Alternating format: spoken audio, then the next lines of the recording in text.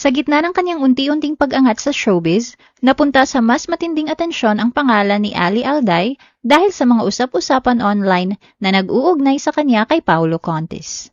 The Philippine Showbiz List presents, sino si Ali Alday, ang babaeng nalilink kay Paulo Contis? Early life and academic journey.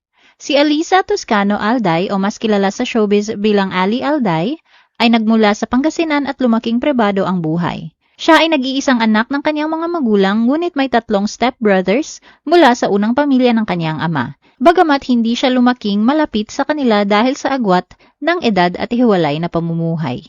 Ayon kay Ali, kakaiba ang kwento ng kanyang mga magulang na nagsimula ng maging yaya ang kanyang ina sa pamilya ng kanyang ama matapos pumanaw ang unang asawa nito.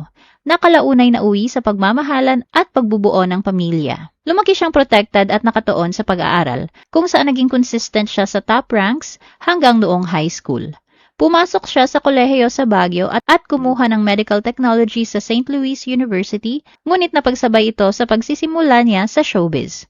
Dahil dito, lumipat siya sa Manila at kumuha ng nursing. Bagamat nakapagtapos na siya, wala pa siyang lisensya dahil hindi pa siya nakakapag-board exam.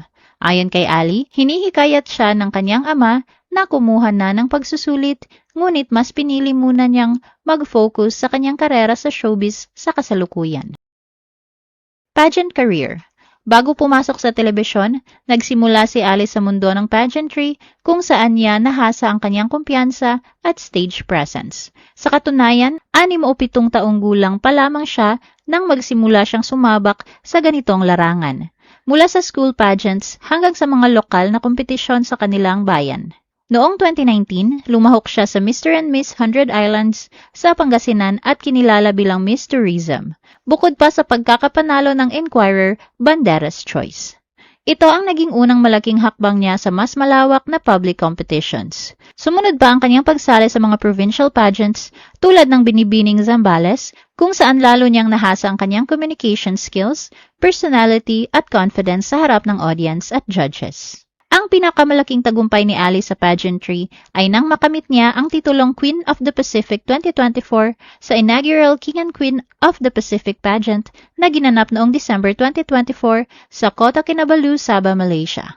Dito niya kinatawan ang Pilipinas at nakipagtagisan sa mga kandidata mula sa iba't ibang bansa, kung saan naiuwi niya ang pangunahing korona.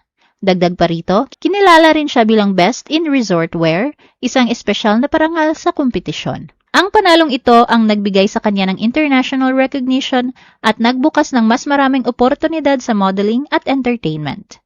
Bilang isang beauty queen, itinataguyod ni Ali ang konsepto ng women's diversity kung saan para sa kanya ang kagandahan ay hindi lamang nasusukat sa pisikal na anyo kundi sa lakas ng loob, pagiging totoo sa sarili at kakayahang magbigay ng inspirasyon sa iba. Gayunpaman, sa kabila ng kanyang tagumpay sa pageantry, inamin ni Ali na hindi talaga ito ang kanyang pangunahing pangarap. Ginawa niya ito sa kagustuhan ng kanyang ina, bilang isang stepping stone patungo sa mas malawak na oportunidad sa showbiz. Showbiz career. Matapos ang kanyang pageant success, unti-unting napansin si Ali sa mainstream media. Gayunpaman, tulad ng maraming baguhang artista, inamin niyang dumaan siya sa mga panahong hindi siya gaanong napapansin at may pagkakataong nakaranas siya ng hindi ka nakais-nais na sitwasyon gaya ng mga indecent proposals noong nagsisimula pa lamang siya sa showbiz. Sa paglipas ng panahon, unti-unti ring naging mas maayos ang takbo ng kanyang karera, lalo na noong nasa 3 taon na siya sa industriya. Formal siyang pumasok bilang artista sa ilalim ng GMA Network kung saan una siyang lumabas sa mga drama anthology tulad ng Magpakailanman at ilang serye gaya ng What We Could Be. Nakapag-guest din si Ali sa mga programa tulad ng The Bubay and Tekla Show at Family Feud Philippines, kung saan mas nakilala ang kanyang natural na karisma at comedic personality. Sa kalaunan, mas lalo pang tumaas ang kanyang visibility nang mapasama siya sa longest-running gag show na Bubble Gang. Dito niya ipinakita ang kanyang versatility bilang komedyante at aktres, na nagbigay sa kanya ng mas malawak na exposure at mabilis na pagkilala mula sa manonood at kapwa-artista. The controversy linking Ali and Paolo Contis. Ang tahimik at unti-unting umuusbong na karera ni Ali ay biglang napunta ngayon sa matinding atensyon ng publiko matapos maiugnay ang kanyang pangalan kay Paolo Contis, ang kanyang co-actor sa Bubble Gang. Nagsimula ang usapan ng maglabas si Zian Gaza ng mga screenshot ng umano'y pribadong discreet messages mula sa verified Instagram account ni Paolo kung saan makikitang may paulit-ulit na pagyaya sa isang babae na makipagkita sa labas ng trabaho sa kabila ng hindi gaanong pagtugon. Bagamat hindi agad ipinakita ang pagkakakilanlan ng babae, lumakas ang espekulasyon sa social media matapos mapansin ang isang mirror selfie at ilang online observations na nag-uugnay sa kanya kay Ali. Pati na rin ang ilang Instagram interactions na lalo pang nagpasigla sa usapan. Sa pag-usad ng issue, kumalat pa ang iba pang screenshots ng mensahe na umano'y nagpapatuloy na pagyaya na lalo pang nagpalakas ng paniniwala ng ilang netizens na isang katrabaho sa Bubble Gang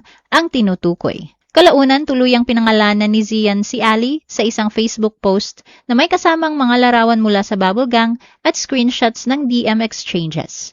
Sa kabila ng kontrobersya, hinangaan ng netizens ang matibay na paninindigan ni Ali sa hindi niya gaanong pagpansin o pagpatol sa mga umano'y pangungulit sa chat ni Paolo. Para sa marami, ipinakita nito ang kanyang professionalism at pag-iingat sa kanyang image bilang beauty queen at rising actress.